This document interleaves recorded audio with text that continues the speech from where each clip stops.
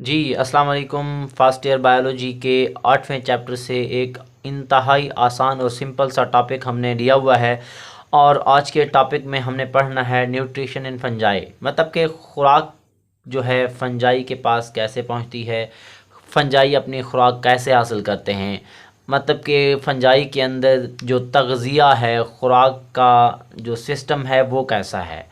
तो सबसे पहले अगर हम बात करें, हमें पता है कि क्लोरोफिल मौजूद नहीं होता फंजाई के पास।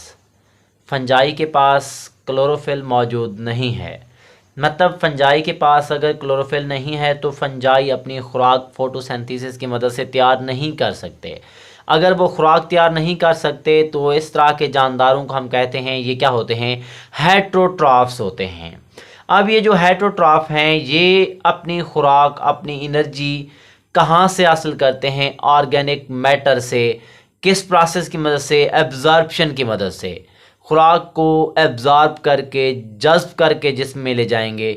इसी वजह से हम कहते हैं कि ये जो फंजाई हैं वो absorptive mode of nutrition show करते हैं। अब हमारे पास जो मेथड्स हैं खुराक को हासिल करने के, डिफरेंट मेथड्स, उनमें सेप्रोट्रॉफ्स, पैरासाइट्स और प्रीडेटर्स, मतलब कुछ फंजाई सेप्रोट्रॉफ्स होते हैं, कुछ पैरासाइट्स होते हैं और कुछ प्रीडेटर्स होते हैं। वन बाय वन करके जो है हम हर एक की स्टडी करते हैं। सबसे पहले अगर हम बात करें सेप्रोट्रॉफ्स की, ऐसे फंजाई जो अपनी खुराक डेड ऑर्गेनिक मैटर से हासिल करते हैं उनको हम क्या नाम देते हैं? सेप्रोट्रॉफ्स का।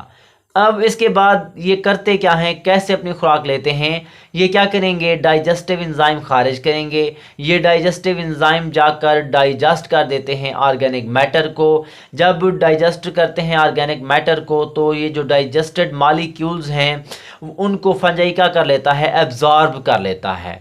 अब जब उनको एब्जॉर्ब करता है तो उसने खुराक हासिल कर ली। इसके अलावा अगर हम देखें, ये क्या करते हैं, सबसे पहले अटैच हो जाते हैं सबस्ट्रेट के साथ विद द हेल्प ऑफ राइजाइड। ये बात ज़हन में रखेंगे कि फंजाई राइजाइड की मदद के साथ क्या करते हैं, या राइजाइड जो हैं वो या फंजाई जो है वो राइजाइड की मदद से सबस्ट्रेट के साथ अटैच हो जाते हैं। उसके बाद ये करते क्या हैं कि ये सेलुलोज और लिग्निन जो प्लांट की सेल वॉल के अंदर मौजूद है उसको डिकम्पोज कर देते हैं।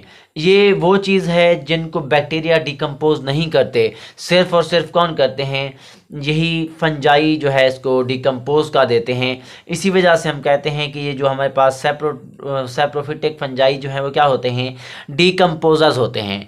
अब अगर हम मेजर डिकम्पोजर्स की बात करें तो आपने जहन में रखना है कि सेप्रोट्रॉफिक फंजाई और बैक्टीरिया जो है उनको हम नाम देते हैं किस चीज़ का, मेजर डिकम्पोजर्स का।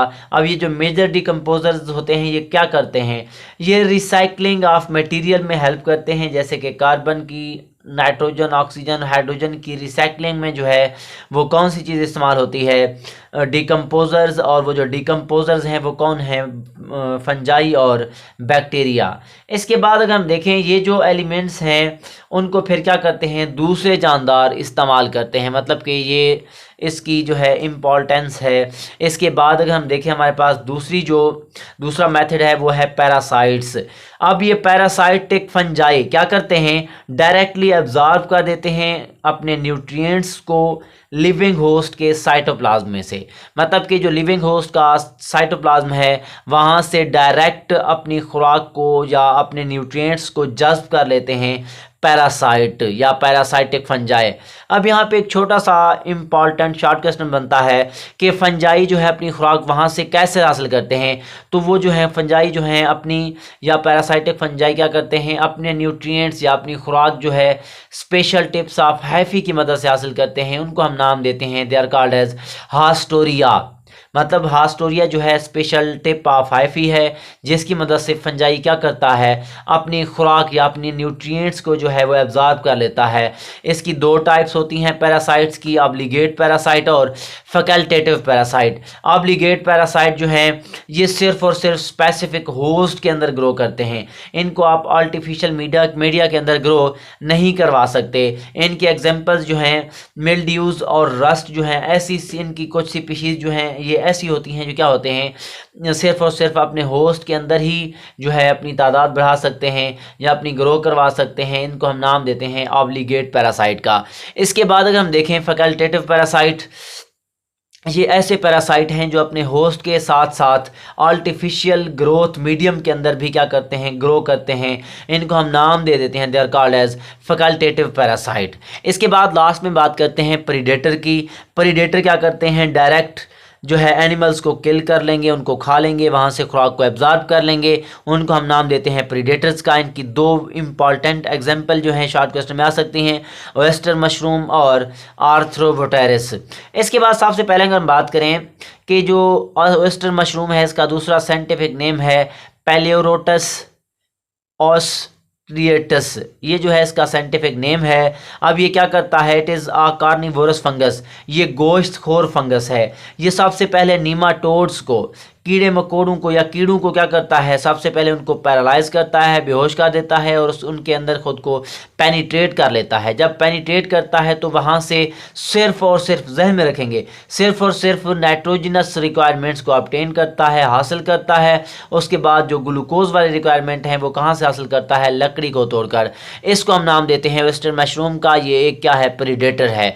इसके बाद आर्थ्रोबोटेरिस की बात करें तो कुछ स्पीशीज़ जो हैं इसकी क्या करती हैं, निमाटोड के गिर्द कॉन्स्ट्रिक्टिंग रिंग बना देती हैं, फिर उनको पकड़ लेती हैं, अपनी हाइफी उनके अंदर इंजेक्ट कर देती हैं निमाटोड्स के अंदर, फिर वहाँ से खुराक हासिल कर देती हैं।